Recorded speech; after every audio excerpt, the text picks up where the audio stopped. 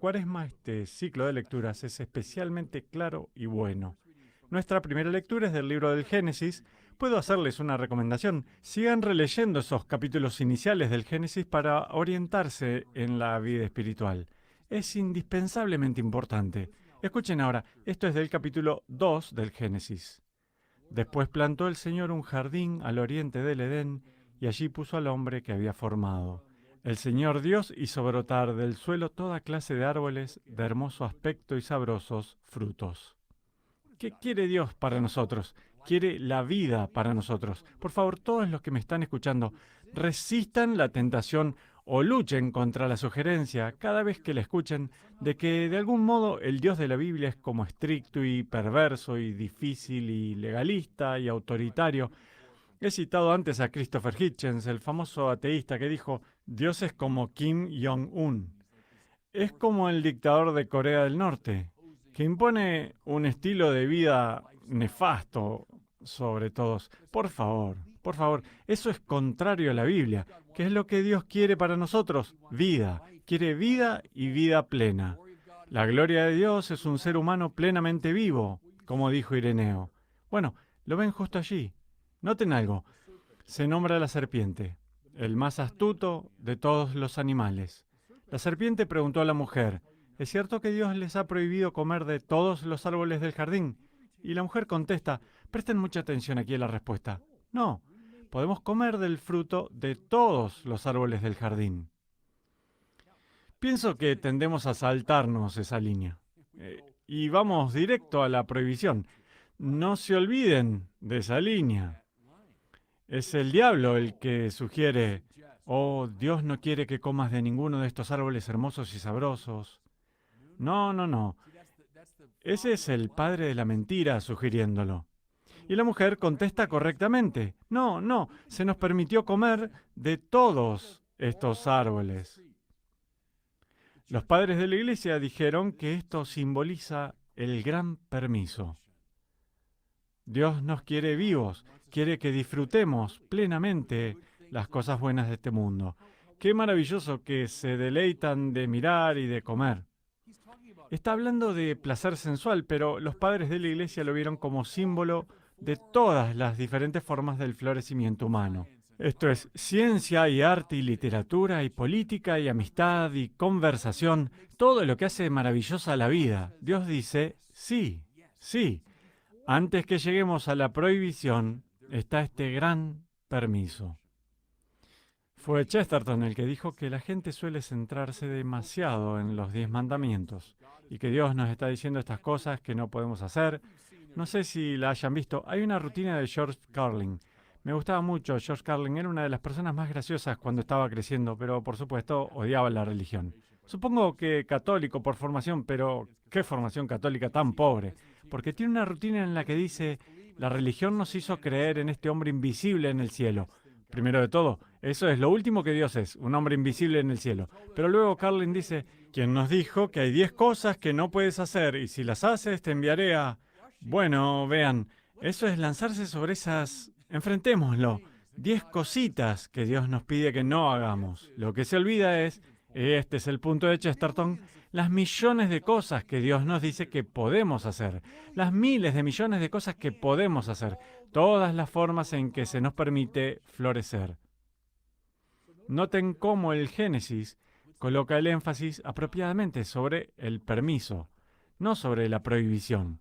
El verdadero Dios nos quiere vivos. Es un signo, ya que estás tratando con un Dios falso cuando tienes una forma de deidad estricta, perversa, legalista, opresiva. Ese es un signo de que estás tratando con el Dios equivocado. El verdadero nos quiere vivos. De acuerdo. Ahora ella corrige a la serpiente. No, podemos comer de todos los árboles excepto uno, el árbol del conocimiento del bien y del mal. Aquí, todos saben eso, todos corren hasta esa frase. Existe ciertamente esta prohibición. ¿Por qué? Oh, porque Dios no nos quiere vivos y es legalista y autoritario. No, no es eso. Se nos prohíbe el convertirnos en el criterio del bien y del mal. Dios solo, como el bien supremo, Como el bien en sí mismo es el criterio del bien y del mal. Lo que está de acuerdo a la naturaleza de Dios, eso es bueno. Lo que es repulsivo a la naturaleza de Dios, eso es malo. Dios es el criterio. El problema ocurre cuando nos hacemos el criterio del bien y del mal. Decimos, no, no, mi voluntad, mi mente, yo determino lo que está bien y lo que está mal. Cuando eso sucede, todo se derrumba. Cuando eso sucede, el disfrute que se supone debemos obtener de la vida queda comprometido. Vean, el no de Dios, si se quiere, es un no a un no. Es un no a algo negativo. La palabra de Dios es siempre sí, porque un no a un no es un sí. ¿Se comprende eso? Esa es la forma correcta de leer la prohibición, no que Dios está tratando de limitarnos. Al contrario, nos quiere vivos y eso significa que vivamos nuestras vidas de acuerdo al criterio que Él mismo es. ¿De acuerdo? Tengan en mente ese fundamento. Esto es como empuñar el palo de golf. Esto es como realizar la postura de 3 puntos en fútbol americano. Es un fundamento en el orden espiritual. Con eso en mente, entonces, pasemos al Evangelio, que es del 4º capítulo de Mateo, la historia de las tentaciones de Jesús. ¿Qué tenemos que ver aquí? Tenemos que ver 3 modos típicos en que nos desequilibramos. 3 modos que, cuando nos volvemos el criterio del bien y del mal, tendemos a desencaminarnos. Jesús, como nosotros en todas las cosas excepto en el pecado, eso significa que fue tentado al modo en que lo somos nosotros, es tentado en su humanidad por estas 3 distorsiones típicas. Y miren cómo, por supuesto, muy inteligentemente, el diablo reaparece en el Evangelio, recurriendo al ego de Jesús para convertirlo en el criterio del bien y del mal. Miren entonces a la primera. El tentador se le acercó luego de 40 días de ayuno, le dijo, si tú eres el Hijo de Dios, manda que estas piedras se conviertan en panes. ¿Cuál es la tentación aquí? Me hago el criterio del bien y del mal, y por lo tanto hago de la satisfacción de mi deseo sensual el centro de mi vida. Comida y bebida y sexo y placer corporal, eso se convierte en el valor central de mi vida porque soy el criterio del bien y del mal. ¿Quién eres tú para decirme qué hacer? Entonces diré, no, mi vida se trata completamente de satisfacer mis deseos sensuales. ¿Piensan que eso es una abstracción? Por favor, miren a su alrededor y mírense a sí mismos. Honestamente, siempre somos confrontados con esta tentación. Nótenlo, por favor. No estamos diciendo aquí que el placer sensual sea algo malo. Por supuesto que no. Dios nos dio estos cuerpos, Dios nos dio estas capacidades y quiere que nosotros comamos de todos los árboles del jardín. Eso quiere decir sí, comida y bebida y sexo y placer sensual no tiene nada de malo. Lo que está mal con eso es transformarlos en Dios. Hacerlos el valor central de mi vida. No pertenece a ese lugar. ¿Por qué? Escuchen a Jesús. Jesús responde, está escrito, no solo de pan vive el hombre, sino también de toda palabra que sale de la boca de Dios. Ahí está. No tienen nada de malo el pan y el vino y el placer sensual, pero no vivimos de eso solo, sino de toda palabra que sale de la boca de Dios, del criterio del bien y del mal que Dios es. ¿De acuerdo? Segunda tentación. De nuevo, estamos de regreso a los fundamentos aquí porque todos nosotros pecadores las enfrentamos. Entonces el diablo lo llevó a la ciudad santa, lo puso en la parte más alta del templo y le dijo, si eres el Hijo de Dios, échate para abajo porque está escrito, mandará a sus ángeles que te cuiden y ellos te tomarán en sus manos para que no tropiece tu pie en piedra alguna. ¿Cuál es la tentación aquí? La tentación del honor, el orgullo. La parte más alta del templo significaba la cima del edificio más importante en el mundo judío. Y de hecho, soy tan importante que me arrojaré y Dios mismo vendrá y enviará a sus ángeles a respaldarme. Esta es la tentación, compañeros pecadores que me están escuchando, con relación al inflar el ego, con relación a honrar al yo. De nuevo, ¿es malo el honor? No, no es malo en sí mismo, pero no es Dios.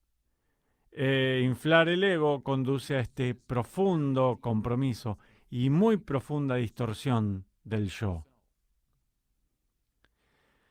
Jesús le contestó, también está escrito, no tentarás al Señor tu Dios. Noten lo que está sucediendo allí nuevamente. No eres el criterio del bien y del mal, Dios lo es. No coloquen el criterio del bien y del mal a prueba en sus términos. No. Cuando te rindes a Dios, puedes entonces descansar en los honores legítimos que llegan a ti. Luego puedes sentir una sensación legítima de tu propia importancia, pero solo bajo la tutela de Dios. De acuerdo, la última tentación, y compañeros pecadores, todos enfrentamos eso.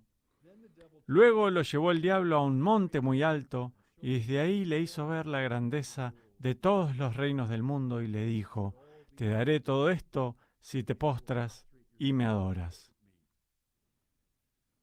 ¿Qué es eso? La tentación del poder.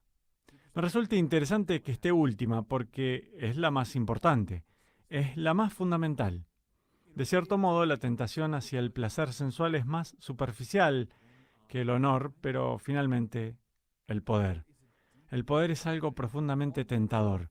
¿Es malo en sí mismo? No, a Dios se lo llama poderoso, no puede ser malo en sí mismo. Pero cuando haces del poder terrenal el centro de tu vida, el valor supremo, ¿qué sucederá? Y lo hemos visto una y otra vez en las vidas de pecadores famosos. Es tu poder que ahora se convierte en el medio por el que colocas a todos en su lugar. Ahora son todos pequeños actores en tu gran drama.